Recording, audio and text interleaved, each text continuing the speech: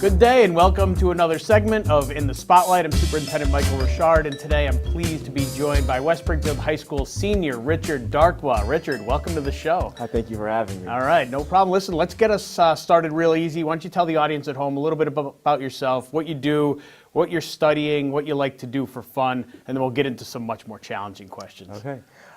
So I'm Richard Darkwa. I'm a senior here, like you said. I'm on the track team, so that's pretty much my life at this point, but I also I do student government.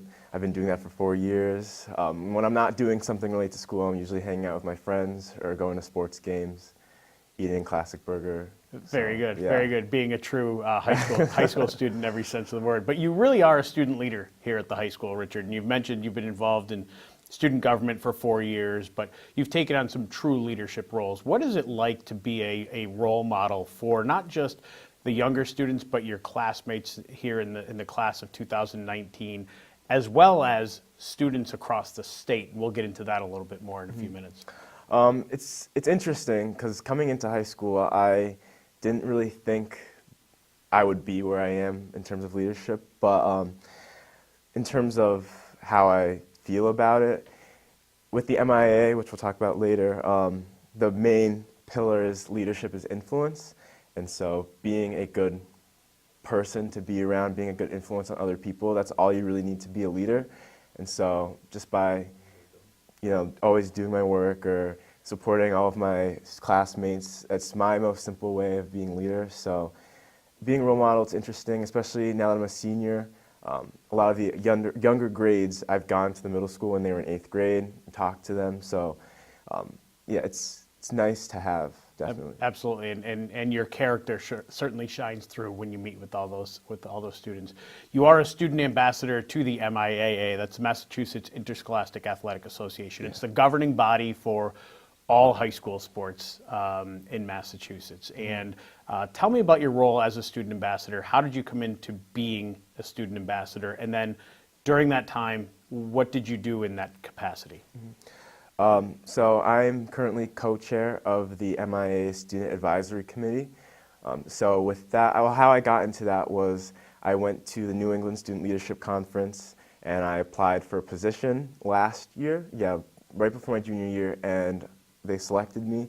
So since then, we go to different workshops. We work with other student athletes, coaches, and any other adults really, and we work on leadership training as well as whatever the event is. So there's like a wellness summit, a sportsmanship summit, all those kinds of things. So that's what we do. And then within the committee ourselves, we usually work on community service projects and other ways to improve the offerings of the MIA. So tomorrow is my very last meeting ever. And so we're working on our footprint, which is what we want to do to leave our mark on the MIA. So we are planning on working on little youth clinics for whatever towns that we're all from, so we can get youth involvement higher in sports. Very good. Well, we look forward to learning more about how that works out for you. Yeah. So you spent, as a senior, it's the end of April, and you spent a good amount of time dating back a year plus, planning for your next steps after West Springfield High School. So exploring the college and university options. I can see you're tired already, just hearing that. So tell the audience at home a little bit about your approach to the decision-making process. You are an exceptional student in many ways, Richard. So when we say you are the exemplar, in many ways you are, but you're not necessarily the rule. So let's talk about what you did. You've applied to, how many schools did you apply to this year?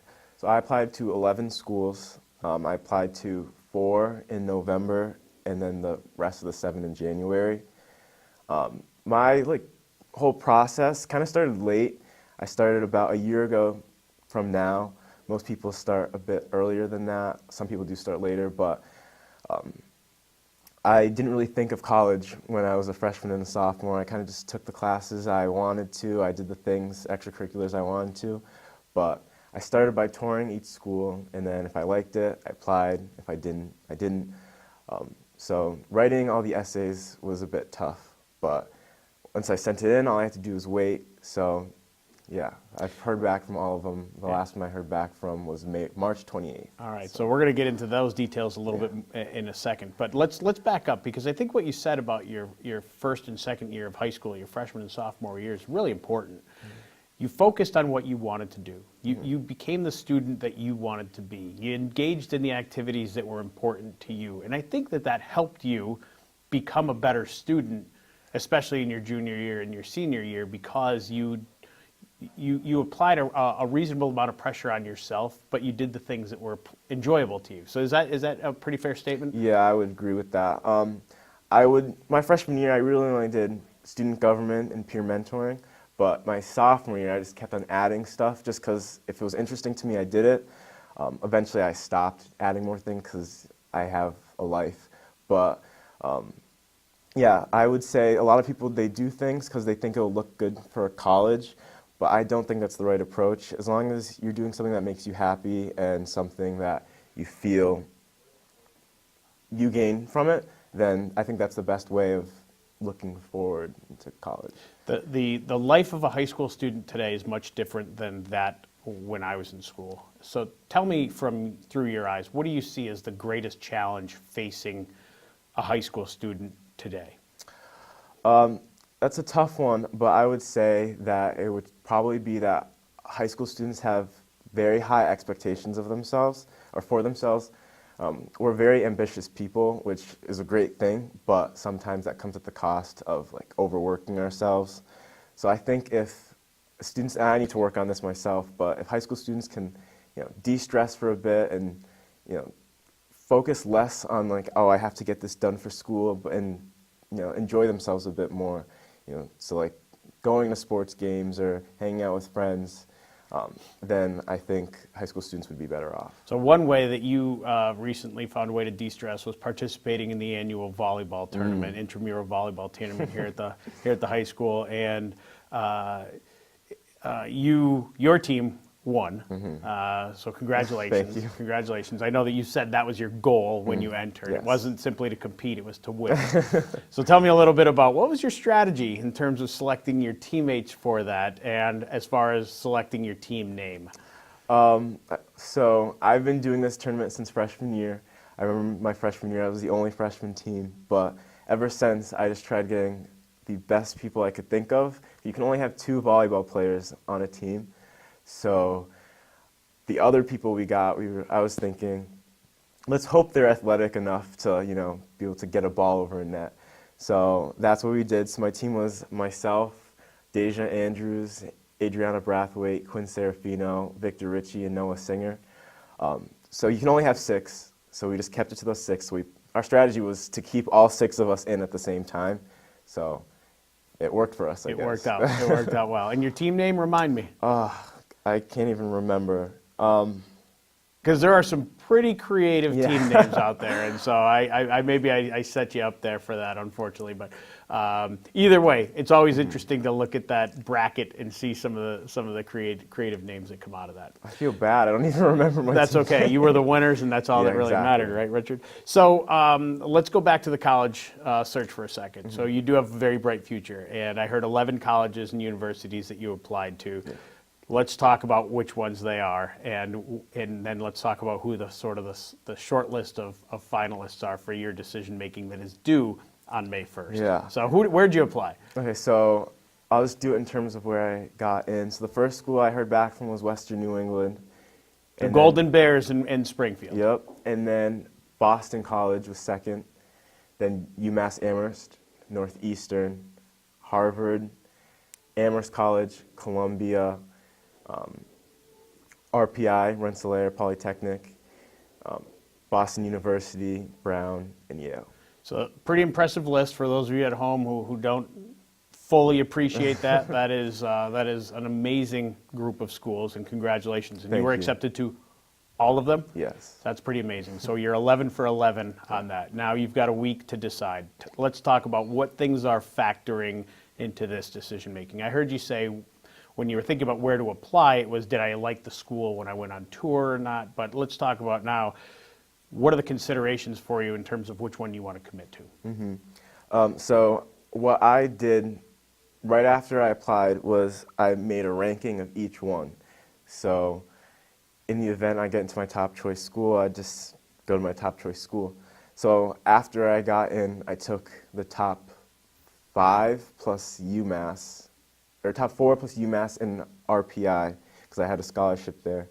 And I just looked at which ones, I visited them. And so that was about 3 weeks ago, and so now I'm down to Harvard and Yale. Down to Harvard and Yale, and you've got a visit to Harvard this coming weekend. Yes. And that's going to help tip the scales, we hope, one way or the other. Mm-hmm. One way or the other. Well, it's pretty exciting, and we're excited for you. Thank you. And let's pick it. It doesn't matter either of the Ivy Leagues, Harvard or Yale. I think they've got a big lacrosse game this weekend, actually.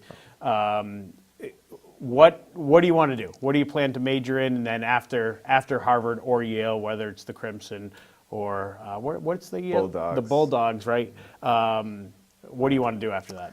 So as of now, I'm majoring in chemistry. It's going to be tough, but I enjoyed chemistry while I was here in high school. So, and I also sat in on a college class, so I'm pretty set on chemistry for now. After college, I think I will either do chemical biology or pharmacology. So I'm planning on going to grad school right after I finish my 4 years. So hopefully I'll be doing one of those in 20 years. Very good, very good. Well, we got one more question to go, but I really want to take the opportunity to thank you, Richard, for what you've done for West Springfield High School over these 4 years, the West Springfield community. Certainly your representation as a student rep to the school committee has been amazing. You've come prepared to every meeting, and we appreciate that, and we appreciate hearing from you. So now you have an opportunity to set someone else up, tee them up, put them in the hot seat. And so this is how we keep the show alive, is by getting suggestions from guests. So who is it, Richard, that you would like to see featured in a future episode of In the Spotlight? I would like to see Mrs. Sibilia. She was my guidance, well, she is my guidance counselor. Recently, she won the Massachusetts Counselor of the Year, so we're all really proud of her. I'm very proud of her, and she's helped me so much during this whole process. So, yeah, I'd like to see her sit right here. All right, very good. Well, we will get Mrs. Sibilia on the show, and it's official. She's on notice. Dina Sibilia, get yourself ready. You will be in the spotlight in a future episode here.